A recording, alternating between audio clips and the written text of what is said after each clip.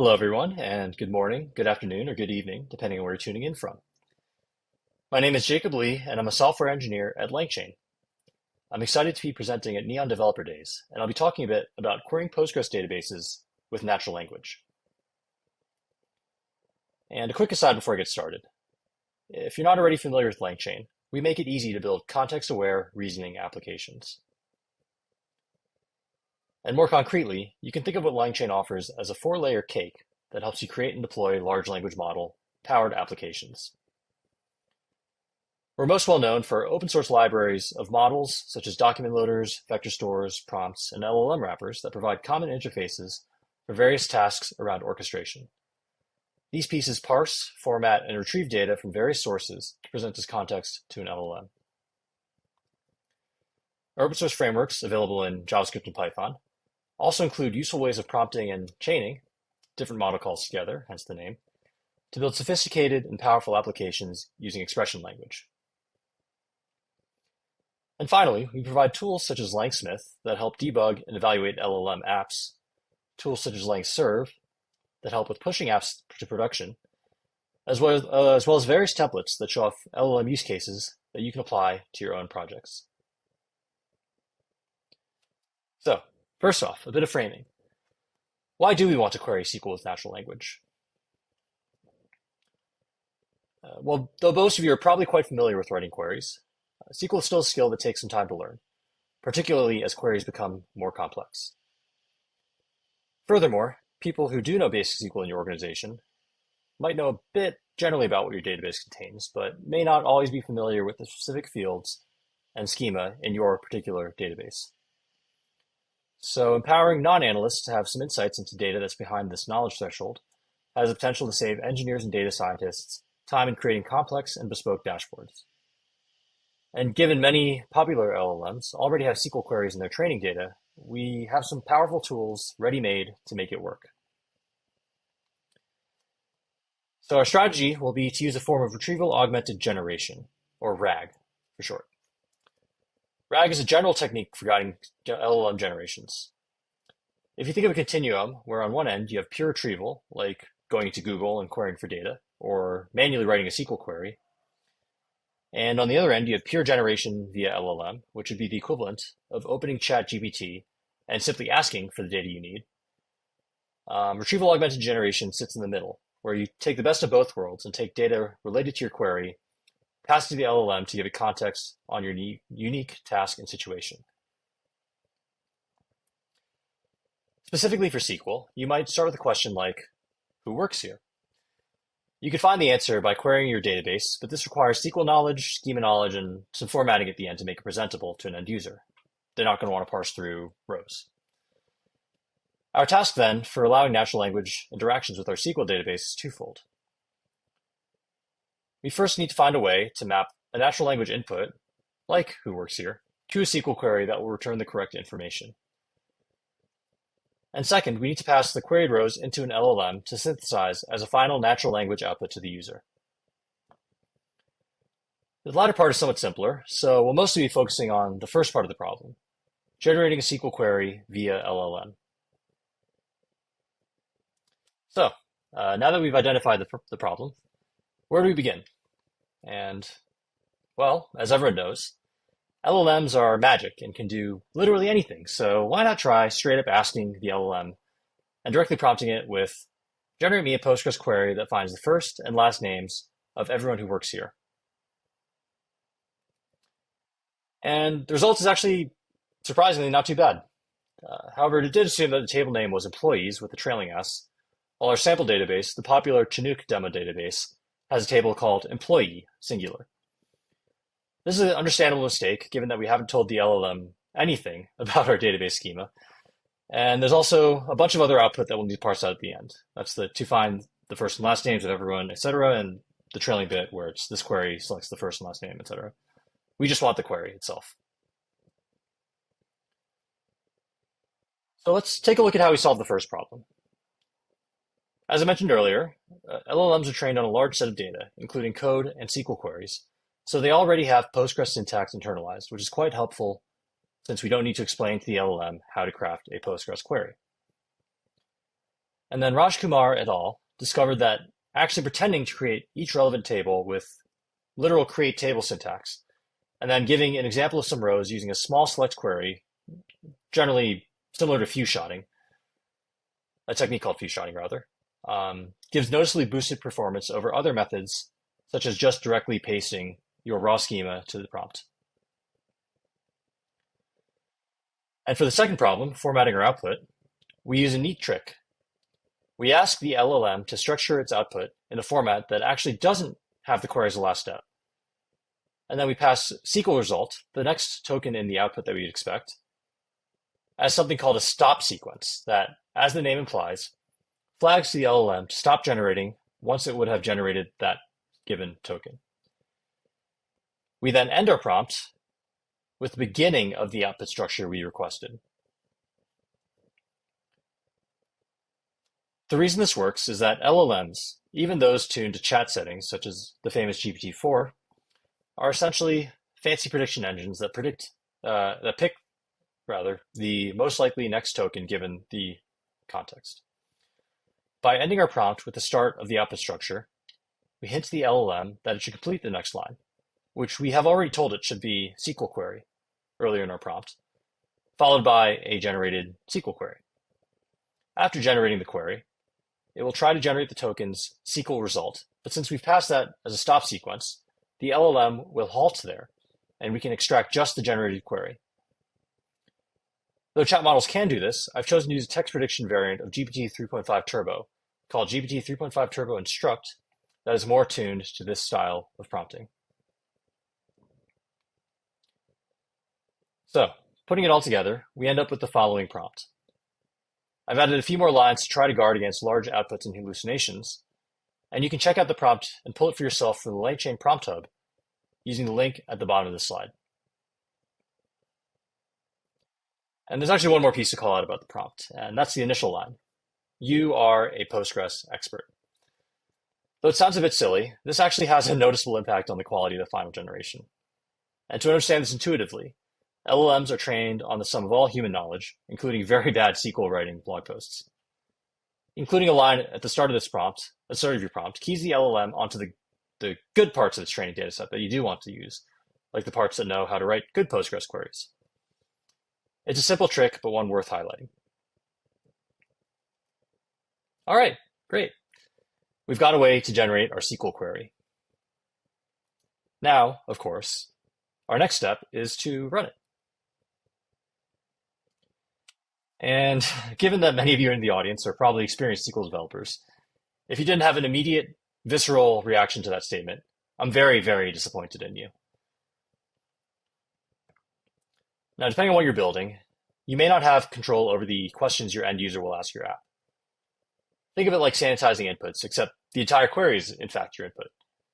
And you should expect and guard against the LLM generating queries like drop tables or update customers, set email, you stink at smelly.com.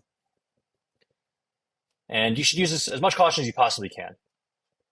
Setting a special role for LLM queries and strongly considering making it read-only is a great start, as that way you'll guard against dangerous mutations or deletions. And going further and restricting that role to specific tables is also good practice, since the LLM could have a lucky hallucination and guess a sensitive table or field name, even if you don't pass it in as context schema. You might also consider using a separate database or branch to ensure that if large queries do get generated, they don't excessively consume resources from critical prod flows. If you do need to allow insert, update, or delete access, make sure you set your permissions carefully and don't just allow inputs or deletions to arbitrary tables. And finally, though it's out of scope for this talk, you could also try to do analysis of generated queries before running them on the database.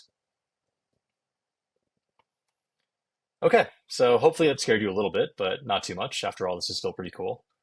So the final piece of query generation I can talk about is using a lower level OpenAI parameter called logit bias. And basically, inputs the LLM are encoded and are then processed as tokens. It's a bit more technical, but OpenAI actually allows you to manually tune the frequencies of those specific tokens. Negative 100 values never appear, while passing a value of 100 makes the token exclusively appears. Not terribly useful. And one other thing to watch out for here is that tokens are actually case sensitive. So something like the with a capital T will actually tokenize differently from the with a lowercase t. Now here's a concrete example of how this can be useful. With the sample Chinook database I prepared for the demo app, asking, what are some good movies? We'll surprisingly restrict outputted movies to the action and adventure categories, as you can see in the generated SQL below. There's a join there, and you wouldn't expect it to necessarily only generate action and adventure movies, but it seems like that's what the LLM and feels are good movies. And it's, again, hallucinations, arbitrary, anything can happen or be generated here. Adding a positive bias towards the token drama will make the LLM generate a query that filters on drama, while still allowing more specific queries that you'd actually want different categories. So what are some good action movies, for example, would still work and generate good outcomes and good queries there. And a word of caution here. While this is an interesting tool in your kit, it's best not to treat it as a substitute for security measures and only use it for nudging outputs. So, for example, tokens are case sensitive, and as I mentioned earlier. And furthermore, putting a space before most words will cause them to tokenize differently.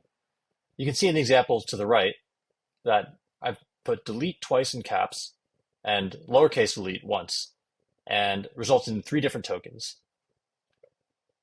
So while you might think you're safe by passing capital delete as a forbidden token, the LLM could still generate space delete or some case insensitive version, such as capital D, all lowercase delete.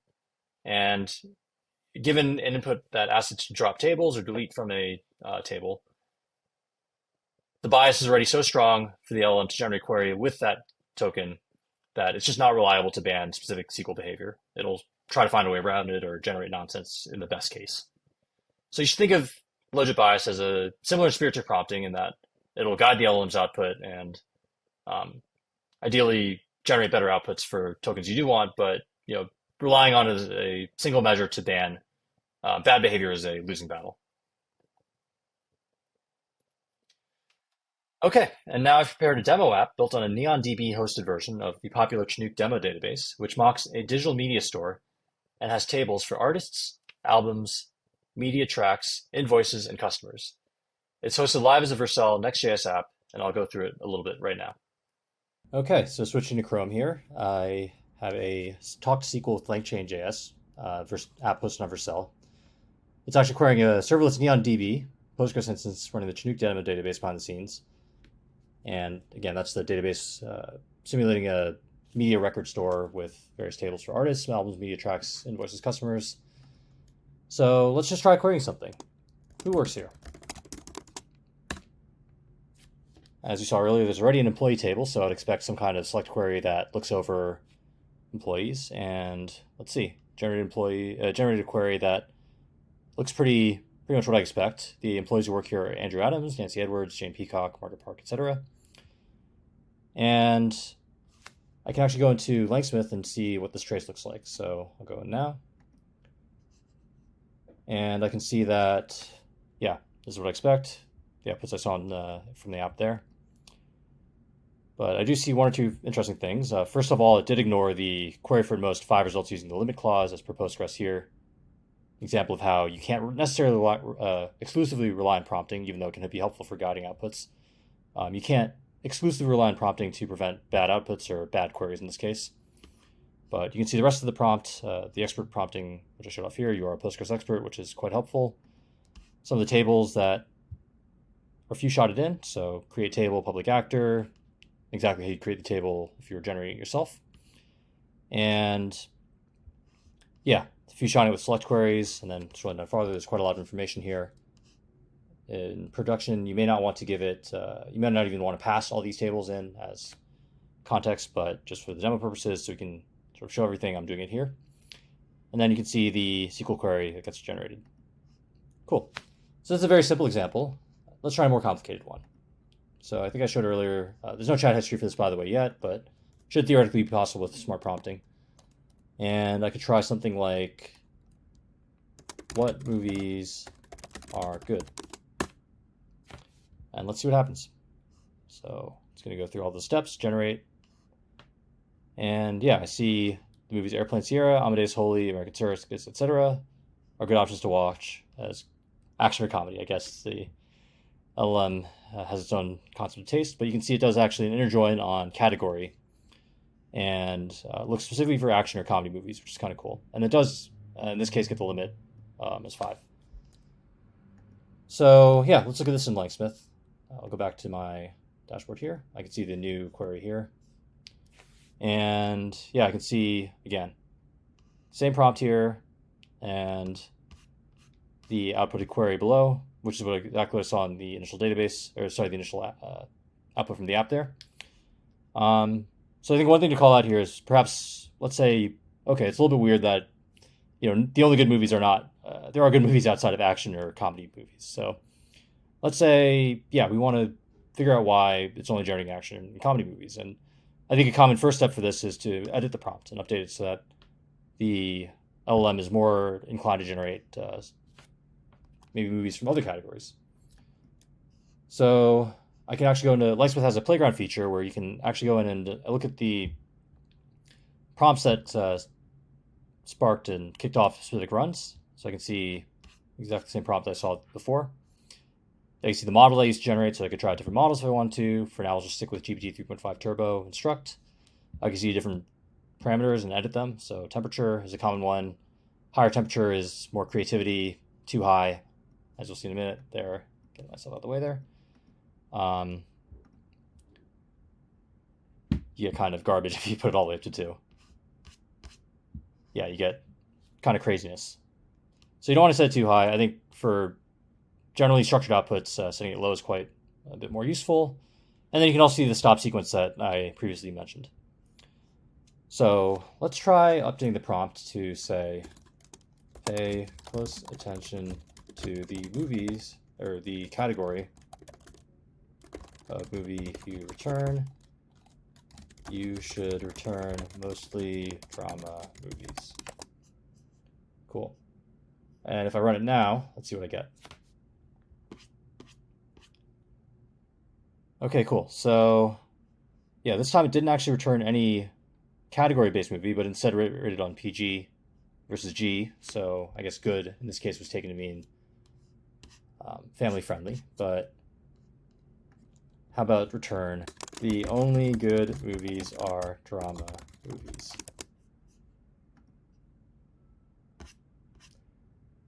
Okay, and this time I get, in response to the question, what movies are good, a SQL query that restricts only good movies to drama, category named drama. Cool, so this is an example of how LangSmith can be helpful to tweak prompts and generally get your LLM apps generating what you want them to. The below link has a representative LangSmith trace that allows you to see the various inputs and outputs to each step. The project I looked at earlier wasn't publicly available, but you can go to the link at the bottom of the slide there to go and poke around the various steps and inputs and outputs at your leisure. So LangSmith is currently in open beta, but if you'd like to try it out, you can sign up with LangSmith_partner_2023, all lowercase. And that'll let you sign up and immediately start sending traces to projects. And that's it.